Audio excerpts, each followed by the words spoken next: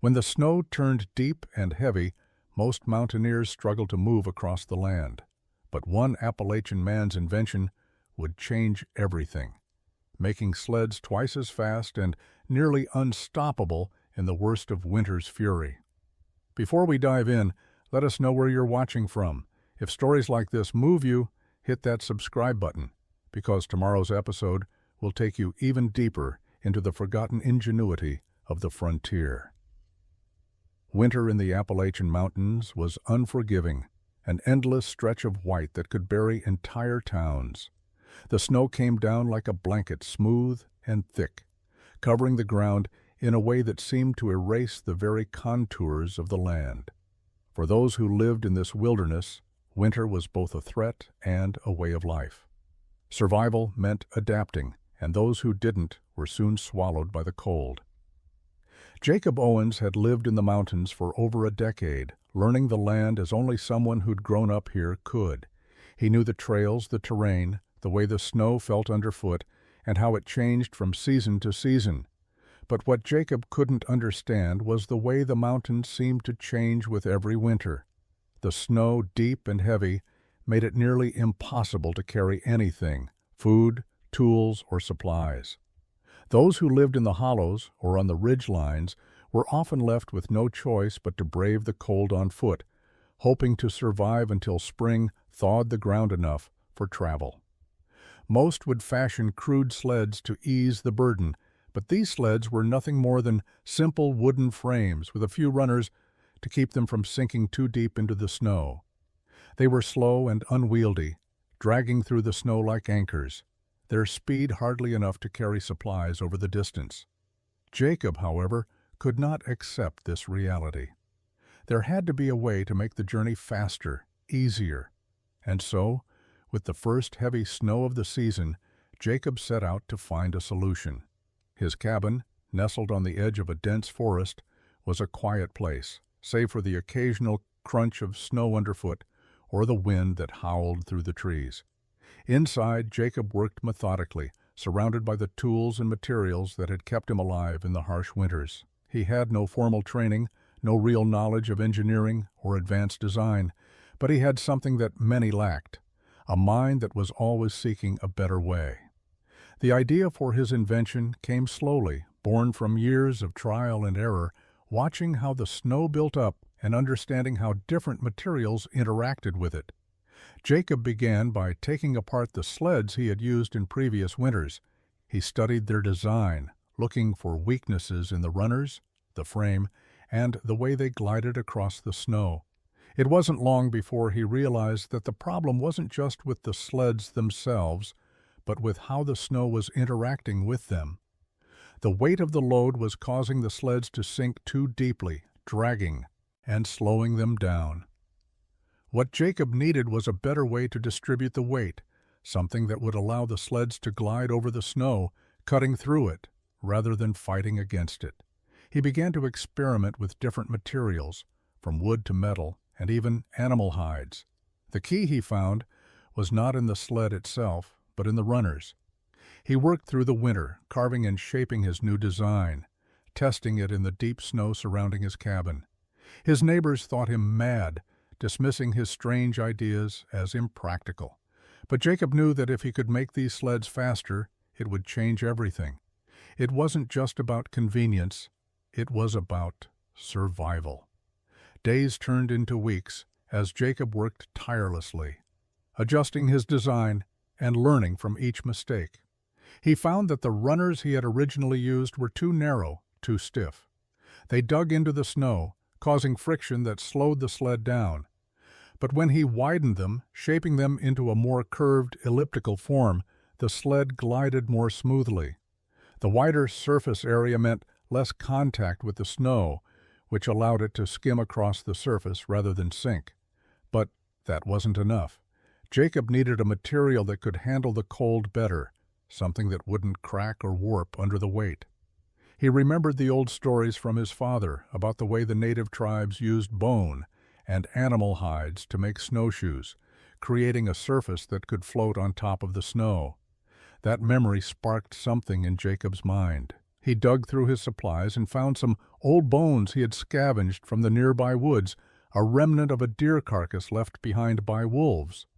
He shaped the bones into a curved form and then fastened them to the sled's runners, securing them with leather strips. At first, the results were inconclusive. The sled moved more smoothly, but it still wasn't fast enough. It was when Jacob tested the sled with a heavy load that the real magic happened. The sled's runners, made of bone and wood, seemed to cut through the snow effortlessly. The load shifted slightly, but the sled didn't drag. It floated across the surface of the snow faster than anything Jacob had ever seen before. The deep, powdery snow, once an obstacle that could break a man's back, now seemed to yield to his invention. Jacob let out a breath he hadn't realized he was holding. He knew he had created something extraordinary, but he also knew that this discovery would change everything. His sled could now carry more, faster, and with less effort. It wasn't just an improvement, it was a revolution. The once arduous task of moving through the snow was now made possible in a way that could save lives. The following days brought more testing and adjustments, fine-tuning the design until it was nearly perfect. Jacob had created something that seemed impossible. His snow runners were not only functional but efficient. They didn't just glide, they flew over the snow, carrying supplies at twice the speed of anything before. The neighbors, who had once laughed at Jacob's ideas, began to take notice. As word spread, other mountain folk came to him, eager to learn the secret of his sleds. But Jacob, ever humble, didn't want to take credit for his discovery. He simply wanted others to experience the same freedom and efficiency that his invention had given him. In the months that followed, the sleds began to change the way the Appalachian Mountains were navigated in winter. What had once been a season of isolation and struggle was now a season of possibility. And it all started with one man, one invention, and a determination to survive. Jacob's sled design was unlike anything seen before in the Appalachian Mountains. He had already tested it with a light load, and the results were promising, but now it was time to put it to a true test. It was one thing to glide across a flat stretch of snow, but quite another to carry a heavy load through the thick woods, over rugged terrain, and up the steep hills that dotted the mountain ridges. The next day, as the sun began to rise and cast long shadows over the snowy valley, Jacob loaded the sled with supplies for his neighbors in the nearby hollows. The cold, dry air cut through his coat, and his breath hung in the morning light. With a determined look on his face, he placed the sled at the edge of the trail, giving the runners a final inspection. The snow was freshly fallen, crisp and untouched, offering the perfect test ground. Jacob hitched his sled to his old mule, Lucy, who seemed skeptical about the contraption. The mule snorted and tugged at the reins, but after a moment Jacob gave the signal, and the beast of burden slowly began to pull the sled forward. At first it was awkward. The sled jerked and swayed as Lucy found her footing, but soon as the mule began to pick up her pace, the sled started to glide with surprising smoothness. The runners cut through the snow with little resistance, the bones and wood flexing, but never faltering. Jacob's heart raced as the sled moved faster than he had ever hoped. It didn't drag behind the mule. Instead, it seemed to fly across the snow. The more Lucy pulled, the easier it became, as if the snow itself was no longer an obstacle, but a partner in the journey. But the true test came when they reached the first incline, a steep hill that led to the ridge above. Most sleds would falter here, the weight pulling them back, but Jacob had engineered this sled with not just the flatlands in mind, but the uneven, unpredictable terrain of the mountain. Lucy tugged harder as they reached the slope, her hooves slipping a bit on the icy ground, but the sled remained steady. The bones of the runners flexed, bending with the weight, but they held firm. Jacob wiped the sweat from his brow, his breath coming in quick bursts. It was working. The sled moved up the hill effortlessly. By the time they reached the top, Jacob felt a surge of triumph, tempered by the knowledge that his work had only just begun. The sled's true test would be its reliability over time, not just in the moment. As Jacob reached the ridge overlooking the valley below, he stopped and looked out at the rolling mountains that surrounded him. He knew that the sled had passed its first test, but now came the hard part, proving it wasn't just a fluke. He looked at Lucy, who was quietly munching on some grass, and smiled. The sled was everything he had hoped for and more. But now, he had to share it with others. It didn't take long for the word to spread. Jacob had always been a quiet man, a loner by nature, but his invention was too remarkable to be kept a secret. His neighbors in the hollows, who had once regarded him with curiosity or mild disdain, began to take notice. The first to arrive were the Ferguson brothers, who lived in a small cabin up the ridge. They had heard the faint rumblings of Jacob's new sled and had come to see it for themselves. Jacob was working on his cabin, replacing a few broken timbers, when the brothers arrived with cautious curiosity in their eyes. They stopped just outside his property, eyeing the sled as though it might be some kind of wild animal. "You made this?" asked James Ferguson, the older of the two, his eyes wide with skepticism. Jacob nodded, wiping his hands on his coat. "It's a snow runner. Works better than anything you've ever seen." "We've been hearing rumors," said Matthew, the younger Ferguson, his face showing a mixture of doubt and intrigue. "But seeing it for ourselves, can't say we believe it." Jacob smirked, wiping the sweat from his brow. "Come see for yourself. I'm heading out to the ridge today." "You're welcome to follow." The brothers exchanged a look, then shrugged.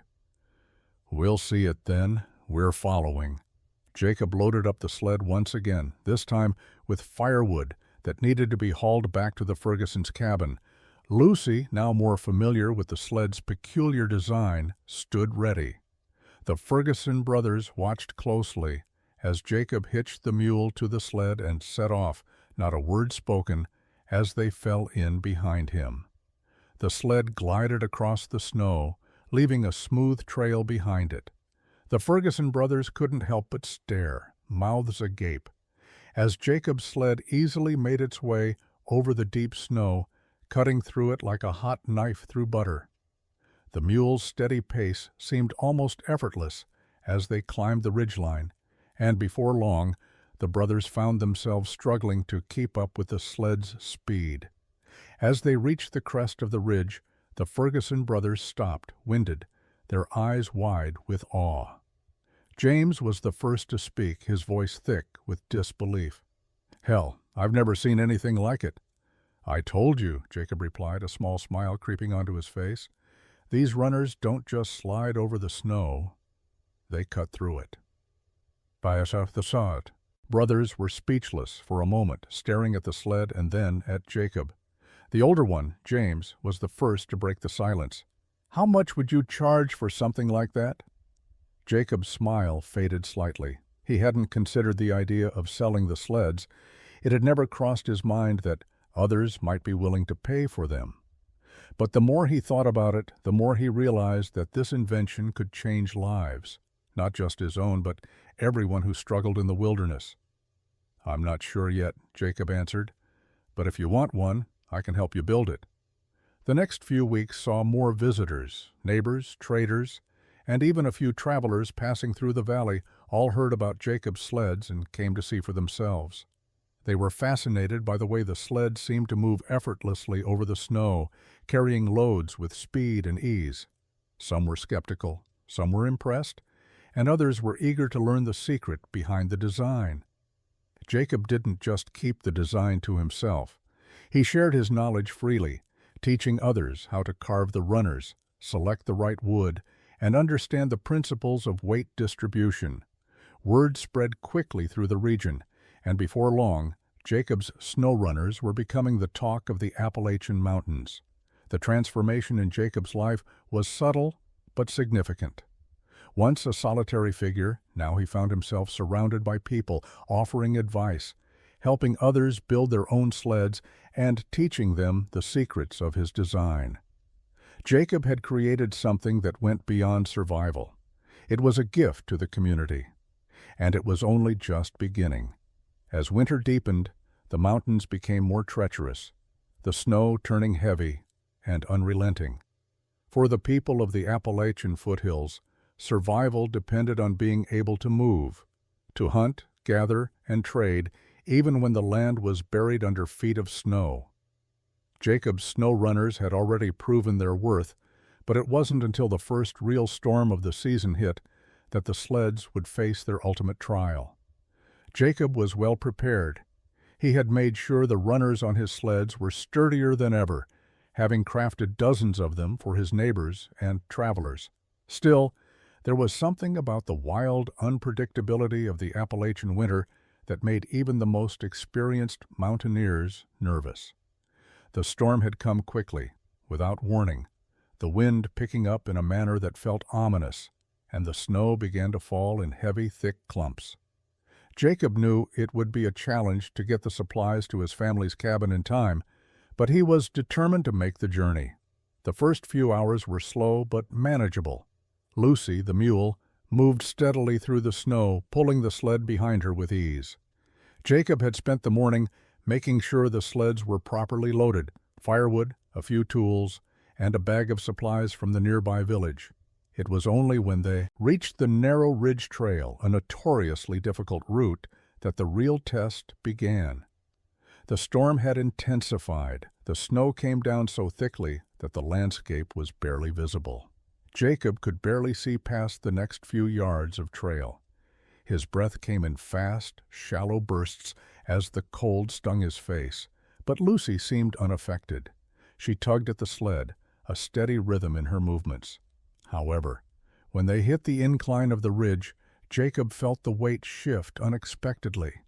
The snow had piled up against the rocks, creating an obstacle more difficult than anything they had faced before.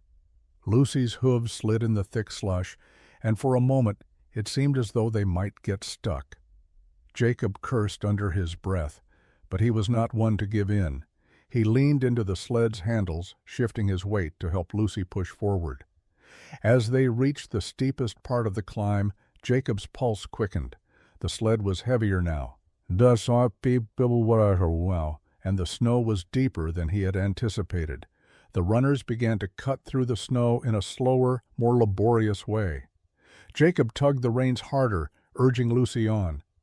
But this was the part of the trail where sleds often broke, where the cold and the weight of the snow crushed any hopes of success. Then, just when Jacob thought they might have to turn back, something miraculous happened. The sled, with its wide, bone-crafted runners, shifted slightly but never stopped moving. The sled was distributing the weight evenly, almost like a floating platform. Jacob could feel it. He wasn't forcing the sled forward, it was sliding. The runners cut through the thick snow, the sled's balance perfect. They reached the crest of the ridge. Jacob took a moment to rest, looking at the thick veil of snow falling behind them. He couldn't believe what he was seeing. The storm had stopped him in his tracks more than once before, but this time he was on top of it. He had built something that could handle the wildest of conditions, something that could defy the heavy weight of winter. It wasn't just the sled, it was the spirit of the mountains. Jacob smiled, knowing that, at least for now, the mountain had met its match. As Jacob moved forward, more and more people in the region were taking notice. What had begun as a private solution to a solitary man's survival had blossomed into a full-fledged revolution in the Appalachian Mountains. Neighbors who once whispered in disbelief at Jacob's methods were now asking him to teach them how to build sleds, how to perfect the snow runners.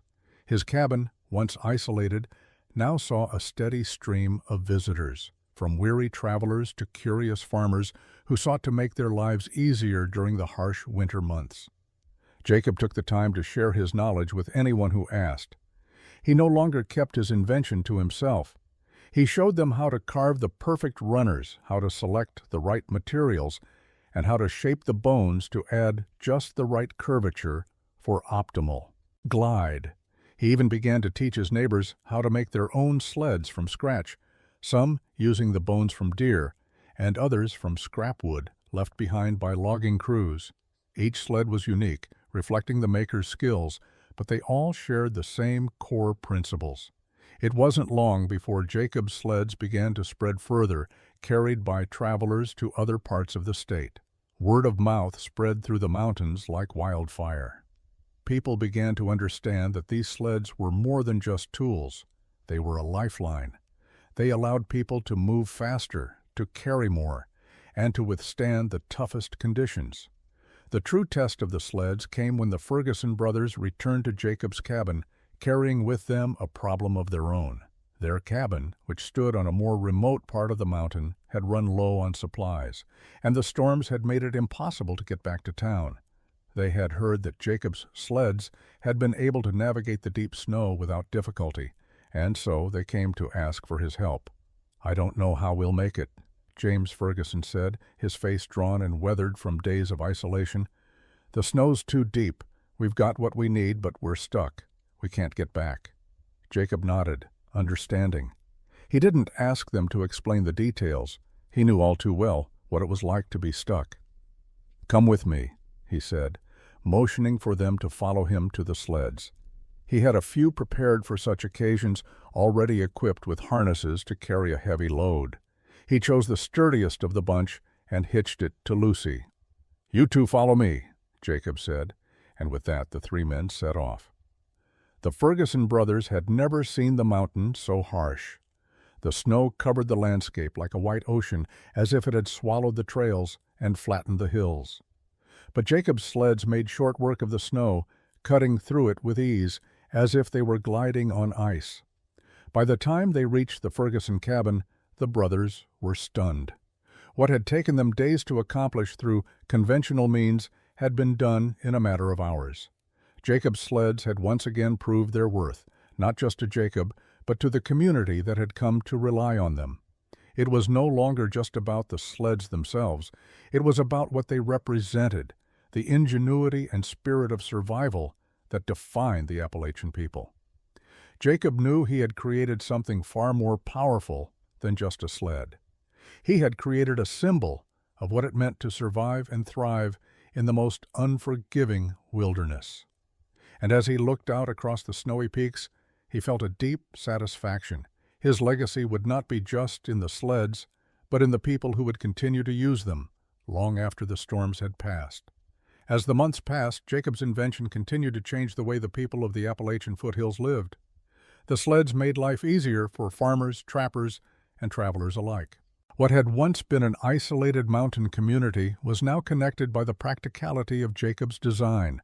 Still, even the most reliable inventions were only as good as the people who used them. And in the rugged Appalachian wilderness, nature had a way of reminding people that nothing could be taken for granted. One bitter morning in late February, Jacob awoke to find that the storm the night before had been fiercer than expected. The snow had piled up in thick drifts, and the wind had howled through the mountains, covering the trails and burying everything in its path. The storm had trapped several families in their cabins, cutting them off from the outside world. Jacob's first thought was for his neighbors. He had already heard word that the Ferguson brothers were low on supplies, and he knew that others might be in similar straits. With a sense of urgency, he loaded his sled with provisions, flour, salt, and a few tools that had been requested, and set out for the Ferguson cabin. Lucy, his faithful mule, was already braying at the door, ready to go. But Jacob knew this would be no simple errand. The trail to the Ferguson cabin had always been treacherous, but after the storm, it had become nearly impassable.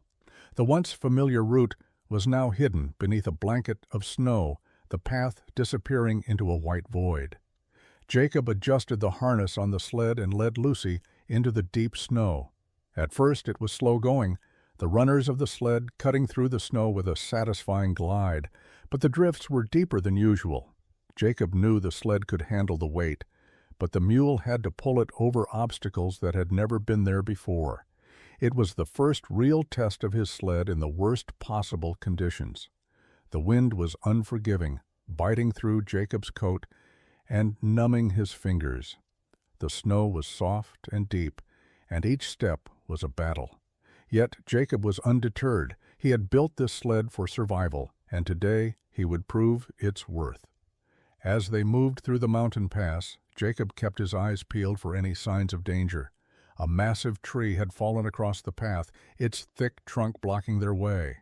The mule tugged at the sled, but the sled wouldn't budge. Jacob's heart skipped a beat. The sled was stuck, but he had thought of this.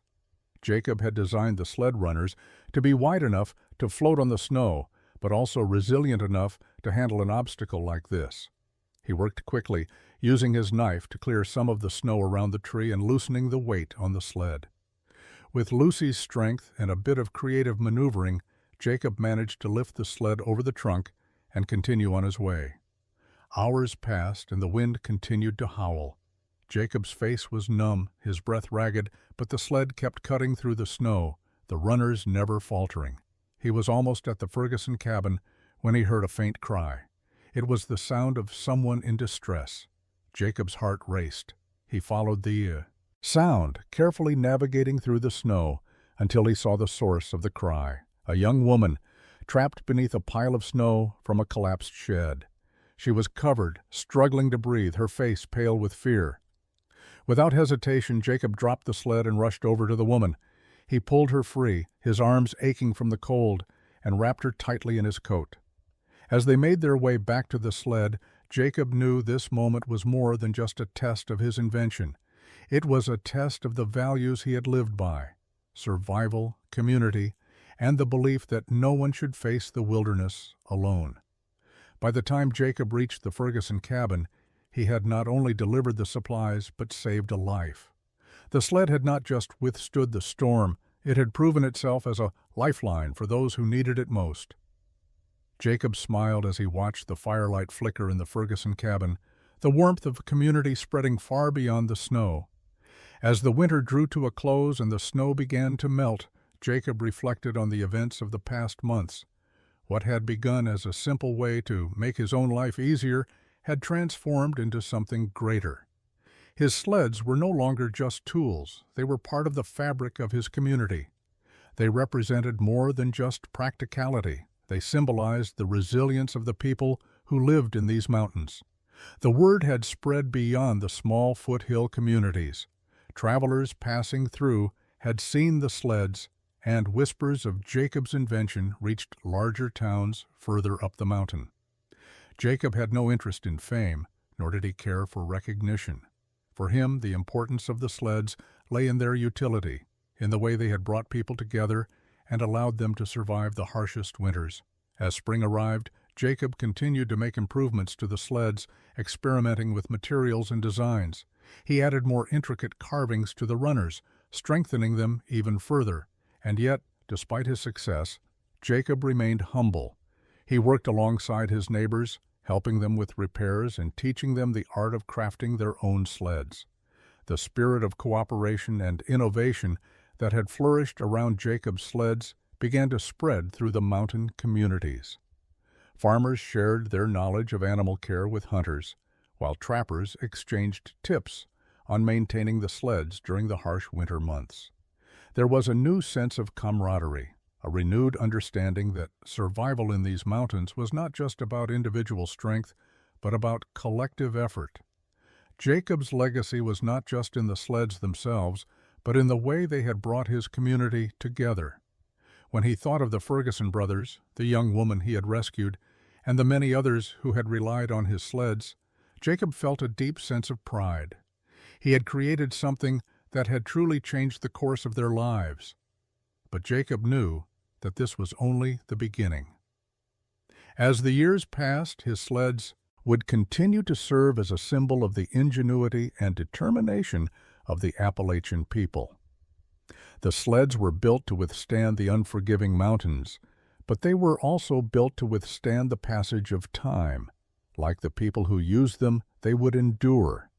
And so, Jacob's invention, a simple yet revolutionary design, would echo through the generations, a testament to the power of human innovation and the spirit of survival. What had once been a simple solution to a personal problem had become something far greater, a lasting legacy that would help shape the future of the Appalachian wilderness for years to come. Years passed and Jacob grew older, his hair graying and his hands roughened by decades of working in the wilderness. His sleds, once a secret invention, had become a staple across the mountains. He had taught countless others how to build them, but he knew that one day the time would come when he would no longer be able to lend a hand. One spring morning, Jacob stood at the ridge where he had first tested his sleds, gazing at the valley below. His heart was content, knowing that the community had flourished, united by the very innovation he had created. The younger generations now carried on his work, crafting their own sleds with the same principles of survival and ingenuity. As Jacob watched a young man and his father working on a new sled, he smiled, knowing the legacy he had built would outlast him. The torch had been passed, and the spirit of the mountains would carry on in those who followed. Jacob passed away quietly in his sleep that winter, his life marked by the enduring legacy of his invention. The sleds he created became a symbol of the Appalachian spirit, rugged, resourceful, and resilient. Over the years, his work was honored in small ways. A cabin built with the sleds in mind, children learning the art of their construction, and stories passed down about the man who made survival easier. The Appalachian Mountains were still harsh, but Jacob's invention had changed the way people lived. His sleds remained in use for generations, built from the same principles, an unspoken tribute to a man who had understood that true survival was about more than just enduring the wilderness. It was about shaping it to fit one's needs. Jacob Owen's name lived on, not in history books, but in the trails left behind in the snow, a testament to his ingenuity and love for the land that had shaped him.